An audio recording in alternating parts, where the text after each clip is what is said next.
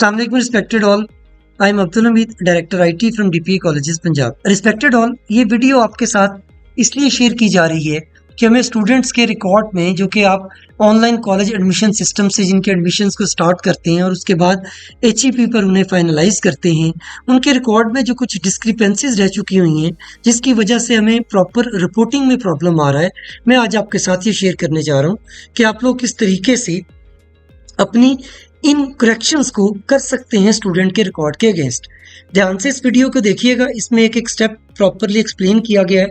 और जो प्रॉब्लम्स हमें आ रहे हैं, सबसे ज़्यादा हमें प्रॉब्लम आ रहे हैं सेशंस के अंदर कि हमारे स्टूडेंट्स के सेशंस ठीक नहीं हैं। चूँकि सेशंस ठीक नहीं हैं, इस वजह से हम आपकी ना तो इनरोलमेंट ड्राइव को वेरीफाई कर सकते हैं और ना ही हम इन स्टूडेंट्स के सेशंस के मुताबिक इनकी स्ट्रेंथ किसी के साथ शेयर कर सकते हैं।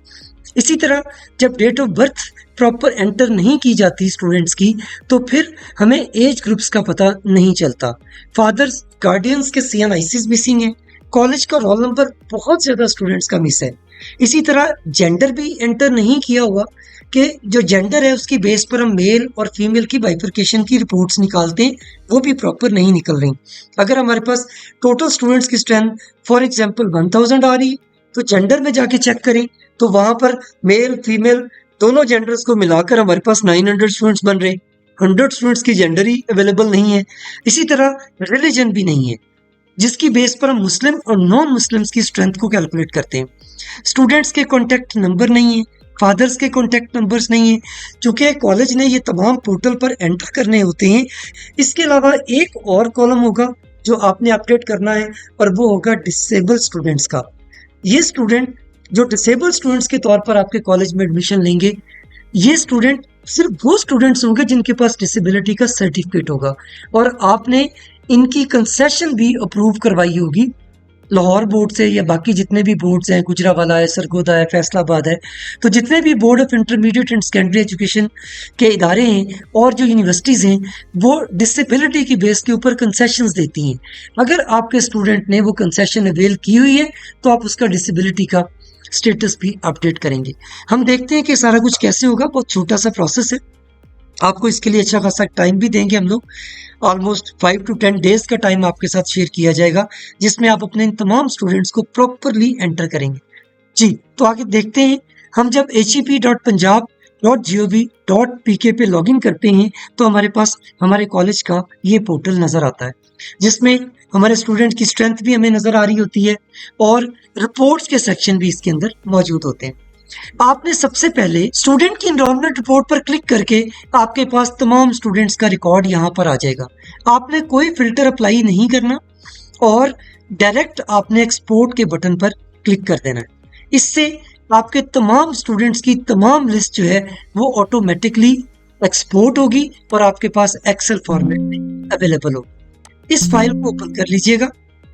जब आप इसको ओपन करेंगे तो इसके अंदर आपको काफ़ी ज़्यादा चीज़ें नज़र आएंगी, जिसमें स्टूडेंट्स से रिलेटेड जो भी रिकॉर्ड आपने लिया हुआ है, प्रोग्राम की टाइप है, प्रोग्राम है, शिफ्ट है, सब्जेक्ट्स हैं, एनरोलमेंट ईयर है और बाकी तमाम चीज़ें भी मौजूद होंगी। इस लिस्ट में सबसे पहले आपने फिल्टर अप्लाई करना है और ये देखना है कि इनमें से कितने स्टूडेंट्स हैं जिनका रिकॉर्ड प्रॉपरली एंटर नहीं हुआ हुआ। जैसे हम अगर सबसे पहले इसको देखते हैं तो ये स्टूडेंट का रिलीजन है। आप रिलीजन में देखें, ब्लैंक फील्ड्स आपके पास आ रहे होंगे। इन ब्लैंक फील्ड्स पे क्लिक करें तो वो तमाम स्टूडेंट्स आपके पास आ जाएंगे जिनका रिलीजन एंटर नहीं हुआ।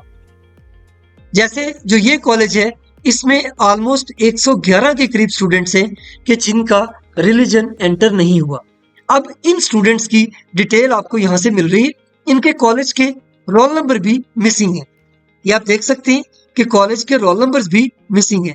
सो आप इन फिल्टर्स के अंदर जाके एक एक करके चेक कीजिए कि किन स्टूडेंट्स का कॉलेज का रोल नंबर मिसिंग है। ये ब्लैंक पे जाके और ये एक अजीबोगरीब सा रोल नंबर लिखा हुआ है, इन दोनों को मैं सेलेक्ट करता हूँ। ये तमाम स्टूडेंट्स हैं जिनका रोल नंबर एंटर नहीं किया हुआ।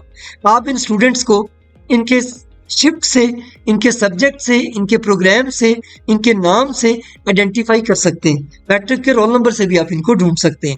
अब यहाँ से जाकर कॉलेज का रोल नंबर, इसी तरह आपने बाद में फिल्टर अप्लाई करना है स्टूडेंट के रिलीजन पर, जो ब्लैंक होंगे वो भी ले लेने। इसी तरह आपने उसके जेंडर पर देखना है, डिसेबिलिटी के स्टेटस को देखना है कि अगर आपके पास कोई डिसेबल स्टूडेंट है, आपने एंटर नहीं किया हुआ तो उसको देख लीजिए। इसी तरह डेट ऑफ बर्थ, और जो date of birth irrational date of birth आ रही होती हैं, जैसे ये -42 में आप देखें ये कितने स्टूडेंट्स हैं, यहाँ पर 19 के करीब स्टूडेंट हैं जिनकी डेट ऑफ बर्थ एंटर ही नहीं की गई।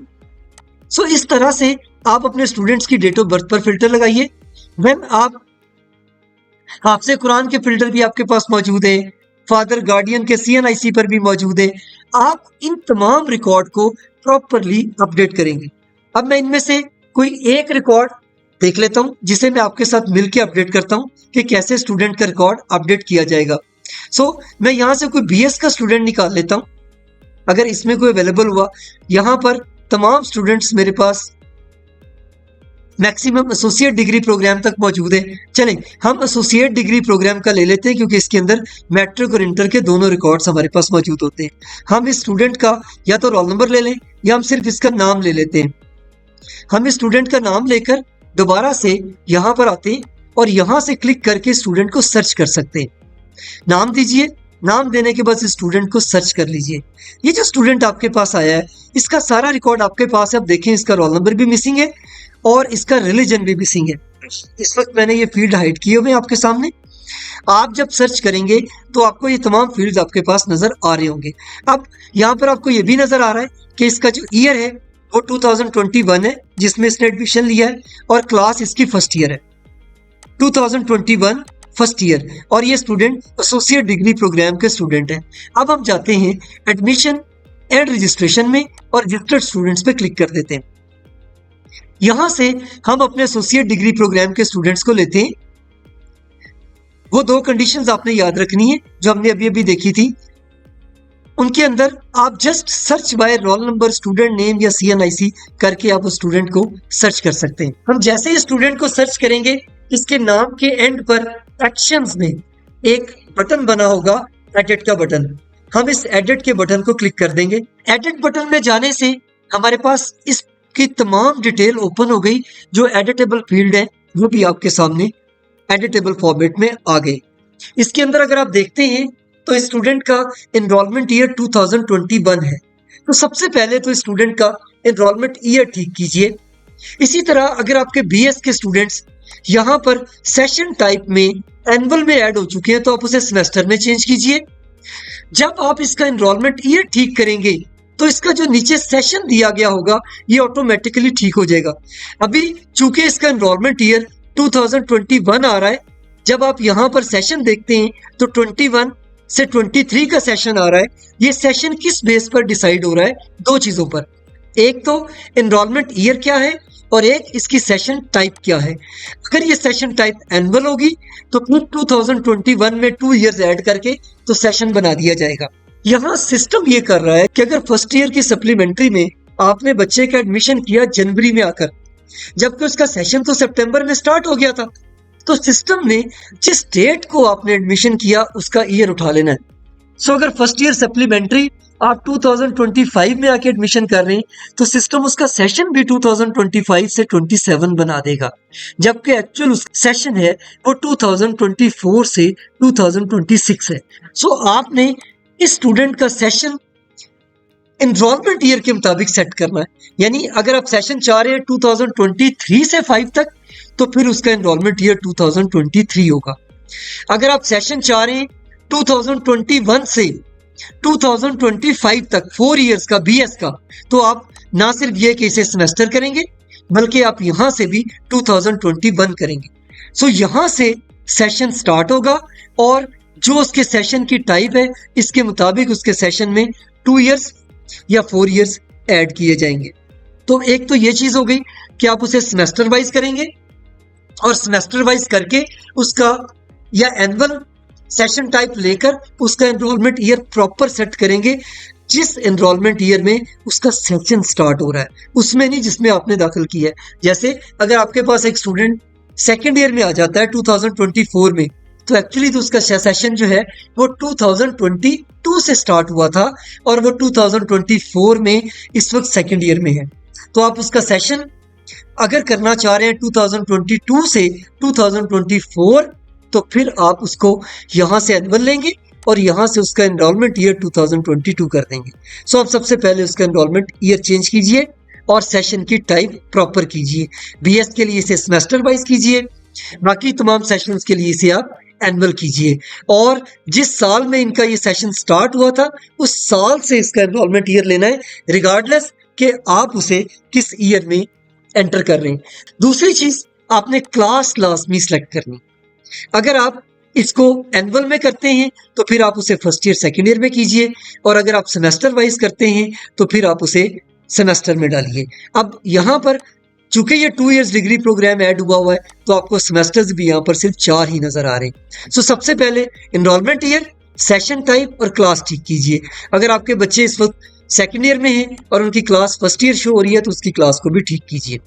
देन उसका बाकी रिकॉर्ड अगर अपडेटेड है मैट्रिक और इंटरमीडिएट का, अगर इंटरमीडिएट का स्टूडेंट है तो सिर्फ मैट्रिक का रिकॉर्ड होगा, अगर वो आपका पास बीएस या एडीपी का स्टूडेंट है तो फिर मैट्रिक और इंटरमीडिएट का पूरा रिकॉर्ड होगा। देन स्टूडेंट की इंफॉर्मेशन में उसका नेम है, उसकी ईमेल है, जो कि नेसेसरी नहीं है ईमेल लिखना, but college roll number must है, रिलीजन मस्ट है, जेंडर मस्ट है, और उसके बाद उसका सीएनआईसी या बेफॉर्म ऑटोमेटिकली फिल होगा, आप चेंज नहीं कर सकते। डिसेबिलिटी अगर उसकी है तो यस या नो से मार्क कीजिए, अगर है तो यस कीजिए, हाफिज़े कुरान है तो यस कीजिए ताकि उसको मार्क्स मिल सकें। उसके बाद कॉन्टैक्ट नंबर अपडेट कीजिए, date of birth very important उसे अपडेट कीजिए। उसके बाद उसके गार्डियन का नेम है, उसका सीएनआईसी है, गार्डियन का कॉन्टैक्ट नंबर है। सेशन आप चेंज नहीं कर सकते। जब आप उसका एनरोलमेंट ईयर और उसकी ये टाइप सेट करेंगे तो ऑटोमेटिकली उसका सेशन ठीक हो जाएगा। सेकेंडरी स्कूल में उसने मैट्रिक या ओ लेवल किया हुआ है और हायर सेकेंडरी में उसने इंटरमीडिएट या ए लेवल किया हुआ है। इन चीज़ों को करके तो आप सबमिट कर दीजिए, स्टूडेंट का रिकॉर्ड जो है वो सेव हो जाएगा। ये तमाम स्टूडेंट्स के लिए आपने एक एक करके करना है।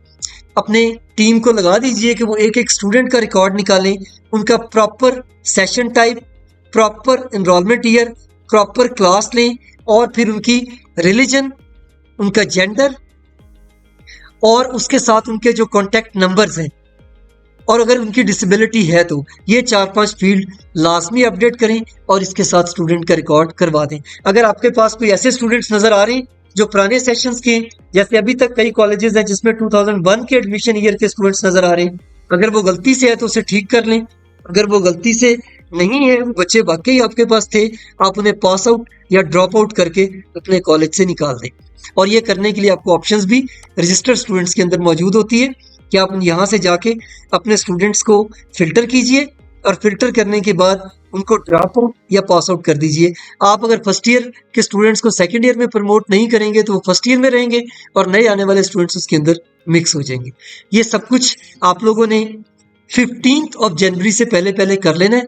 15 जनवरी को कोई भी कॉलेज ऐसा ना रहे कि जिसके अंदर एडमिशंस किए जाने वाले जो स्टूडेंट्स हैं वो और जो HEP पर नजर आ रहे हैं उनकी तादाद में कोई फर्क हो। Thank you.